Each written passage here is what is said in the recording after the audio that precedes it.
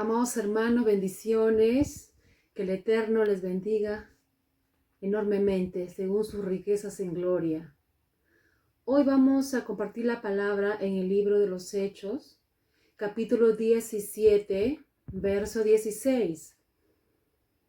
La palabra del Señor dice así: mientras Pablo los esperaba en Atenas, su espíritu se enardecía viendo la ciudad entregada a la idolatría. Así que discutía en la sinagoga con los judíos y los adoradores de Dios, y en la plaza cada día con los que llegaban ahí de paso. Y algunos filósofos de los epicúreos y de los estoicos disputaban con él, y unos decían: ¿qué querrá decir este palabrero? Y otros: parece que es predicador de nuevos dioses, porque les predicaba a Yeshua y la resurrección.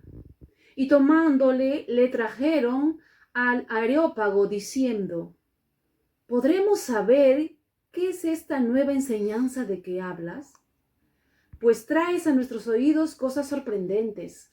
Queremos pues saber qué quiere decir esto, porque todos los atenienses y los extranjeros residentes allí en ninguna otra cosa se interesaban sino en decir o en oír algo nuevo. Entonces Pablo, puesto en pie en medio del Areópago, dijo: varones atenienses, en todo observo que sois muy religiosos, porque pasando y mirando vuestros santuarios, hallé también un altar en el cual estaba esta inscripción: a un Dios desconocido, al que adoráis, pues sin conocerle. Es precisamente a quien os anuncio. El Dios que hizo el mundo y todas las cosas que en él hay, siendo amo del cielo y de la tierra, no vive en templos hechos por manos humanas, ni es servido por manos de hombres, como si necesitase de algo, pues él es quien da a todos vida y aliento y todas las cosas. Y de una sola persona ha hecho surgir todo el linaje de los hombres para que habiten sobre toda la faz de la tierra, y les ha prefijado el orden de los tiempos y los límites de su habitación para que busquen a Dios, si en alguna manera palpando puedan hallarle, aunque ciertamente no está lejos de cada uno de nosotros, porque en él vivimos y nos movemos y somos como algunos de vuestros propios poetas, que también han dicho, porque somos también su linaje. Siendo pues linaje de Dios, no debemos suponer que su divinidad sea semejante al oro, la plata o piedra, escultura de arte y de imaginación de hombres. Pero Dios, pasando por alto los tiempos de esta ignorancia, ahora manda a todos los hombres en todo lugar que dejen sus malos caminos y se vuelvan a Él. Vamos a reflexionar en esta hora de una gran estrategia. Así es como lo llamo el tema de hoy, una gran estrategia para llevar las buenas nuevas de salvación. Pero antes de entrar, quería llevarles un poco a la historia. Y es que en Atenas, en Grecia, habían personas muy idólatras. Existían muchos dioses. Y para recordar, yéndonos a la historia, 600 años antes de Yeshua, surgió un episodio muy llamativo. En esa época surgió una plaga que arrasó la vida de muchos atenienses. La gente moría por una plaga que surgió. Y en ese tiempo, pues esto lo relata el historiador Diógenes Laercio. Y él nos habla que la gente estaba desesperada por apaciguar la ira de dioses que habían, pues, hecho venir esa plaga, y lo hacían con sacrificios, ya que Atenas era un lugar muy idólatra. Tenían muchos dioses. quiero mencionar algunos de los dioses que tenían, de sus deidades. 12 eran principales, que tenían sus templos y tenían las hazañas inscritas en cada templo de lo que ese dios hizo por alguna otra persona. Quiero mencionar a los dioses en griego que nos habla la historia. Por ejemplo, uno de ellos es Zeus, padre de los dioses, dios del rayo, de la lluvia, del cielo. La diosa Hera, que era la mujer de Zeus, que era la diosa del matrimonio. Poseidón, el dios de los mares, de los ríos y de los océanos. Afrodita era la diosa de la belleza, del amor, de la sensualidad. Ares, el dios de la guerra. Atenea era la diosa de la guerra, de la civilización, de la sabiduría, de la estrategia en combate, de la ciencia y de la justicia. Hermes, el dios del mensaje viajero, del comercio. Apolo era el dios de las artes, del arco con flecha, de la muerte súbdita, de las plagas y de las enfermedades. Apolos, destrucción. Artemisa era la diosa de los animales salvajes. Hefesto, el dios del fuego, de los herreros, artesanos y escultores. Deméter, el dios de la agricultura. Hestia, pues era la diosa de la cocina, del hogar, de la arquitectura. Eran 12 deidades principales que tenía Grecia, pero también poseían de otros dioses de rango menor. Este lugar era tan idólatra que donde ellos tenían dioses con sus templos. A cada uno le habían levantado su templo y una escultura.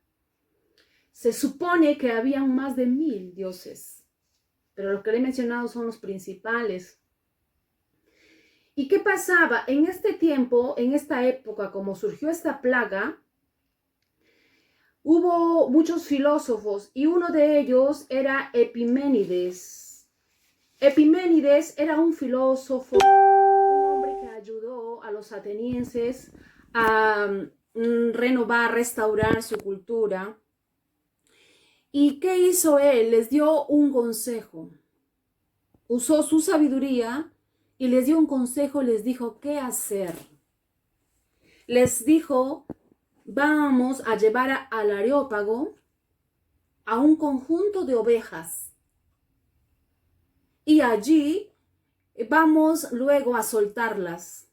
Y por donde las ovejas se recuesten, por donde las ovejas encuentren descanso, y al templo más cercano de un dios lo vamos a sacrificar. Y efectivamente así lo hicieron. Soltaron las ovejas por toda la ciudad. Iban de un lugar a otro y donde las ovejas se recostaban en el templo, por ejemplo, de Zeus, le levantaban para apaciguar su ira, porque la plaga era arrasadora con las vidas de las personas. Otro dios donde se acercaba a la oveja también lo hacían así. Eso pasaba, era una gente que estaba llena de idolatría su mente. Y por eso Pablo, que cuando entra a la ciudad, dice que vio tanta idolatría, dice que su espíritu se enardeció de ira, porque ellos todo lo veían Dios. Pasaba algo y todos ya veían que era un dios de algo. Por eso ya les he mencionado 12 dioses. Aún para el dios de la cocina y del hogar y de todo ponían Dios. Eran muy idólatras. Pero surge que había uno o un grupo de ovejas que se recostaban en un lugar donde no había ni templo ni altar. No había ningún dios. Entonces, ¿qué hicieron los atenienses? Como eran tan idólatras, ellos levantaron un altar donde no había nada. Y ahí lo sacrificaban. Y levantaron un altar ahí por si le hemos fallado a ese Dios. Y ese Dios pusieron un rótulo que decía al Dios no conocido o al Dios desconocido. Y es así como permanece ese rótulo. Pablo, cuando entró a Atenas, vio la idolatría, fue de un lugar a otro. Él les hablaba de la palabra, pero la gente a él no lo entendía. La gente a él decía, este es un palabrero, ¿qué nos trae ahora? Pero cuando a Pablo lo toman y lo llevan al Areópago, era un lugar donde de ahí podían dar su discurso los sabios y los filósofos. Y el encargado principal era el Areopagita. Y Pablo lo llevan y dice, a ver, entre todos lo agarran y le dice, a ver, ¿qué es lo que tú nos quieres hablar de otro Dios? Porque lo que a ellos les gustaba era escuchar cosas nuevas y diferentes. Siempre estaban atentos. ¿Y qué pasa con Pablo? Él, como había recorrido y visto tanta idolatría, él se ganó de algo, de ese altar, donde decía al Dios no conocido. Y Pablo usó esa oportunidad, fue muy estratega en ese momento, porque como sabía que ellos estaban inclinados a la idolatría, él les dijo, yo les voy a hablar de ese Dios que está ahí, de ese Dios que ustedes han levantado y han puesto ese rótulo, de ese yo les voy a hablar. Entonces ellos se interesaron, porque yo les estoy interpretando en una manera literal, porque eso fue justamente que cuando nosotros leemos la palabra entendemos que él aprovechó esa oportunidad para llevar las buenas nuevas. Y él le dijo, yo sé que ustedes son muy religiosos, ustedes respetan su idolatría, le estaba diciendo.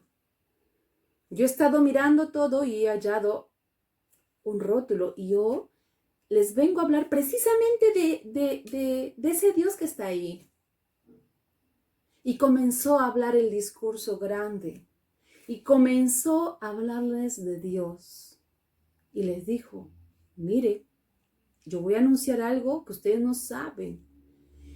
El Dios que hizo el mundo y todas las cosas que hay en el mundo. Él es el amo del cielo y de la tierra. Y Él no vive en templos, ni hecho por mano de hombres. Él no necesita nada, más bien, Él es el que da vida y aliento a todas las cosas. Y siguió este gran discurso y todos estaban atentos.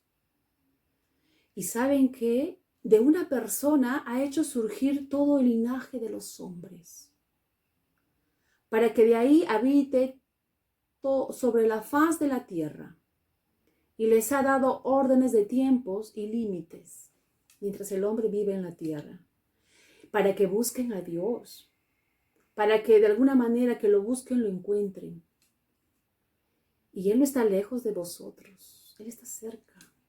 Comenzó a hablarles. ¿Y saben algo más? En Él vivimos y por Él nos movemos, señores atenienses.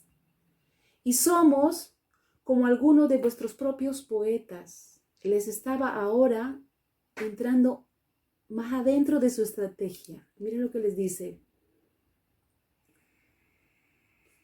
Y somos como algunos de vuestros propios poetas. Ellos eran filósofos, eran sabios, eruditos, eran poetas. Nosotros somos como ellos, le dice. Que ellos han dicho, somos de un solo linaje.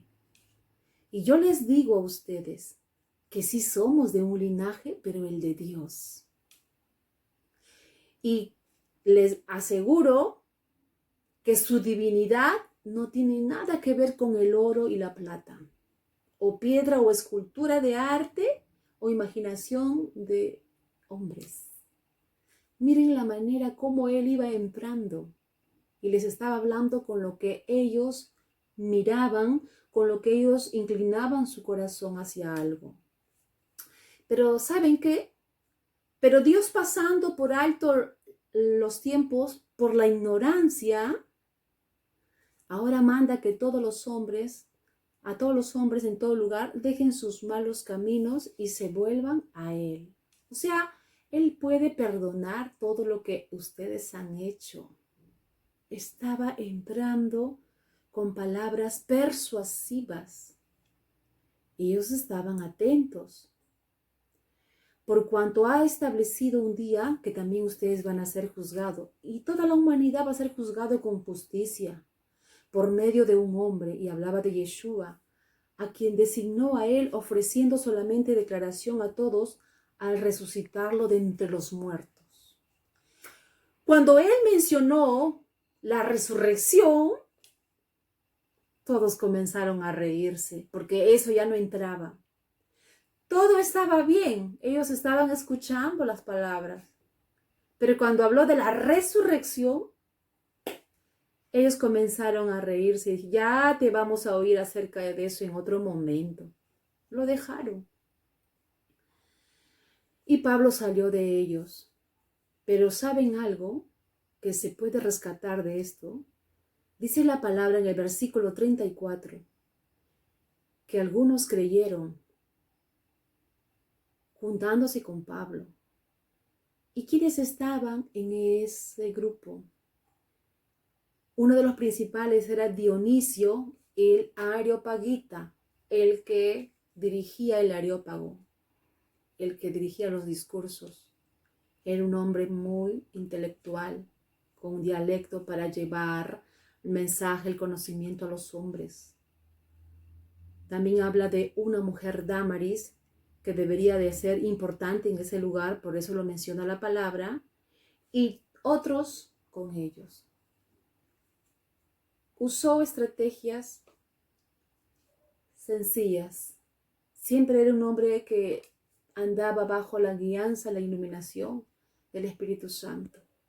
No era fácil poder conversar con ese tipo de gente, porque ese tipo de gente eran muy intelectuales, eran gente muy preparadas, eran gente que se dedicaban a los poemas, a las poesías, hablaban, eran escritores, eran gente que manejaban grandes discursos. Y Pablo no se intimidó ante eso. Él entró, él no se cayó. Cuando lo tomaron y lo llevaron para estar frente al Areópago, él comenzó tranquilamente a dar el mensaje, a llevar las buenas nuevas de salvación, sin intimidarse. El celo de Dios fue mayor en su vida y eso le llevó a predicar de manera que cuando ellos escucharon, en un inicio fueron persuadidos. Lo importante es en esto, y debemos rescatar nosotros, que debemos aprovechar al máximo cualquier situación que se nos presente en el camino para hablarles del amor, de la justicia y del juicio de Dios a los hombres. Es una manera de poder compartir en todo tiempo. No hay excusas. No puedo, no sé, no hay tiempo. No hay excusas. Usemos cualquier situación, cualquier eventualidad en nuestra vida para compartir la palabra. Puede haber gente que pueden decir: estoy pasando un momento difícil de salud, no sé qué me pasa. Y tú, como hijo del reino, como persona que quieres ser usado por el Señor, por el Espíritu Santo, pues es la oportunidad de que tú le digas: tú necesitas a Yeshua, tú necesitas ser investido con el Espíritu Santo, tú necesitas ser sanado por su mano poderosa. Porque puede ser que tú veas a alguien que está pasando momentos difíciles y que tú digas: bueno, te acompaño allá, te compro algo para que te cures. Antes de cualquier acción que sea fuera o secular, primero preséntale a Dios. Ellos tomarán la decisión, porque el que va a convencer es el Espíritu Santo. No llenemos de tantas palabrerías ni tanto conocimiento filosófico a una persona, simplemente llevarles el mensaje de salvación. Pablo era una persona erudita, era una persona muy letrada y él tenía que estar en la posición de gente conforme al conocimiento, porque también él sabía llegar a la gente.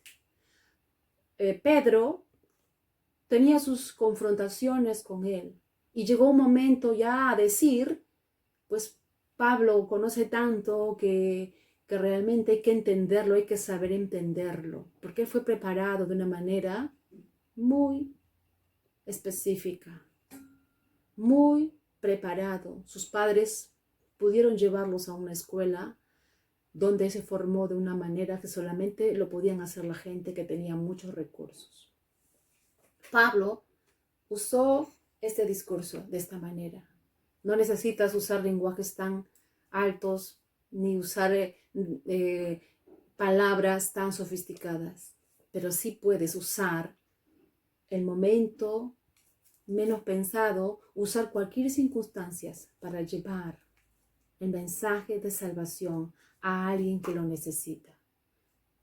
El Señor te ama, te quiere usar, pues atiende al llamado del Señor.